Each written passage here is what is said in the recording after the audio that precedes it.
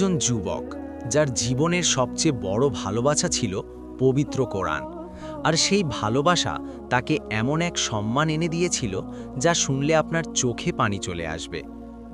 আজ আমরা শুনব সেই যুবকের অবিশ্বাস্য গল্প। বাংলাদেশের একটি ছোট শহরে বাস করত এক দরিদ্র পরিবারের বড় ছেলে ছিল আব্দুল্লাহ। ছোটবেলা থেকেই সে ছিল খুব শান্ত স্বভাবের। তার বাবা ছিলেন একজন ছোট ব্যবসায়ী।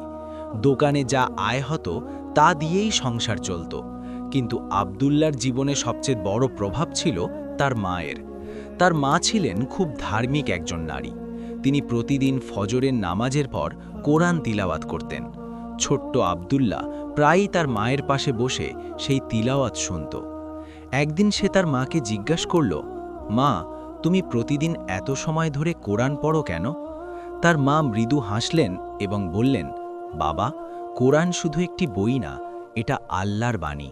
যে মানুষ কোরআন ভালোবাসে, আল্লাহও তাকে ভালোবাসেন। এই কথাটি আব্দুল্লাহর হৃদয়ে গভীরভাবে বসে যায়। সেই দিন থেকেই সে কোরআনের প্রতি অন্যরকম ভালোবাসা অনুভব করতে শুরু করে। কিছুদিন পর তার বাবা তাকে কাছের একটি মাদ্রাসায় ভর্তি করিয়ে দিলেন।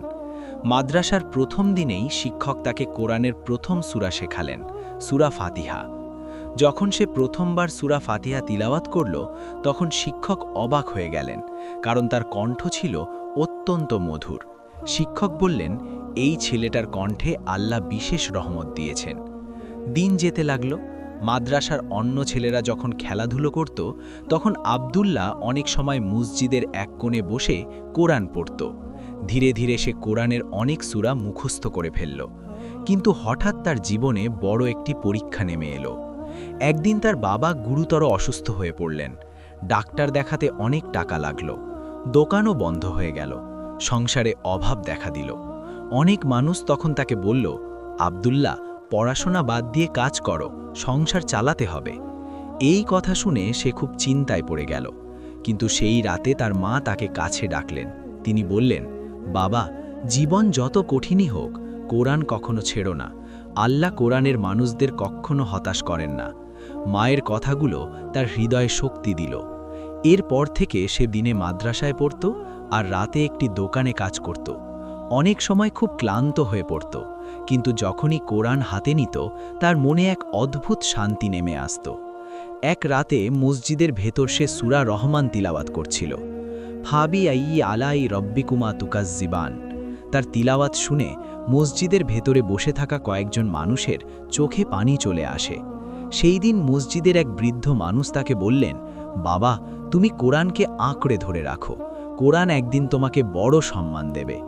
সময় যেতে লাগল।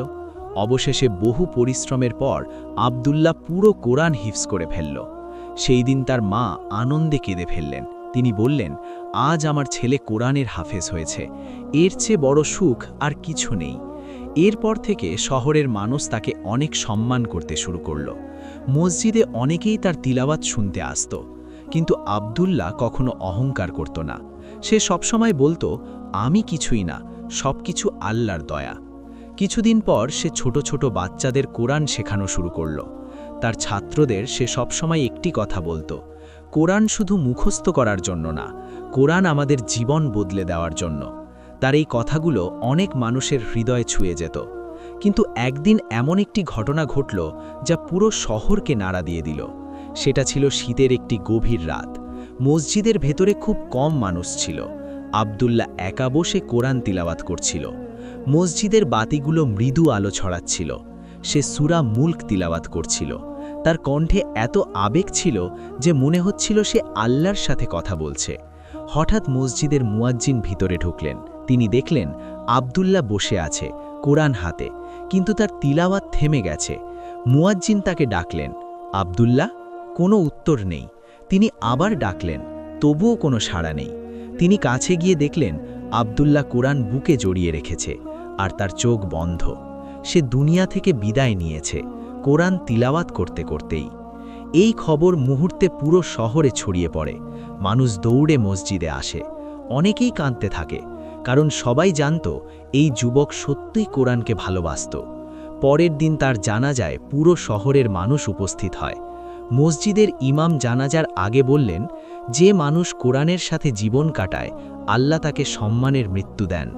সেই দিন অনেক মানুষ প্রতিজ্ঞা করেছিল, আমরাও কোরআনের সাথে সম্পর্ক মজবুত করব, কারণ আব্দুল্লাহ দেখিয়ে গেছে কোরআন শুধু একটি বই নয়, এটা জীবনের আলো, এটা হৃদয়ের শান্তি, এটা দুনিয়া ও আখিরাতের পথপ্রদর্শক। প্রিয় দর্শক, এই গল্প আমাদের একটি বড় শিক্ষা দেয়। যদি আমরা সত্যি কোরআনের সাথে সম্পর্ক রাখি, তাহলে আল্লাহ আমাদের জীবনকে সুন্দর করে দেবেন। তাই আসুন আমরা চেষ্টা করি প্রতিদিন অন্তত কয়েকটি আয়াত হলেও কোরআন পড়ার, কারণ কোরআনই আমাদের মুক্তির পথ। যদি এই গল্পটি আপনার হৃদয় স্পর্শ করে থাকে, তাহলে ভিডিওটিতে একটি লাইক দিন, আপনার অনুভূতি কমেন্টে লিখুন, আর এমন আরও ঈমান জাগানিয়া গল্প শুনতে ইসলামিক এডুকেশন চ্যানেলটি সাবস্ক্রাইব করে পাশে থাকা বেল আইকনটি অন করুন।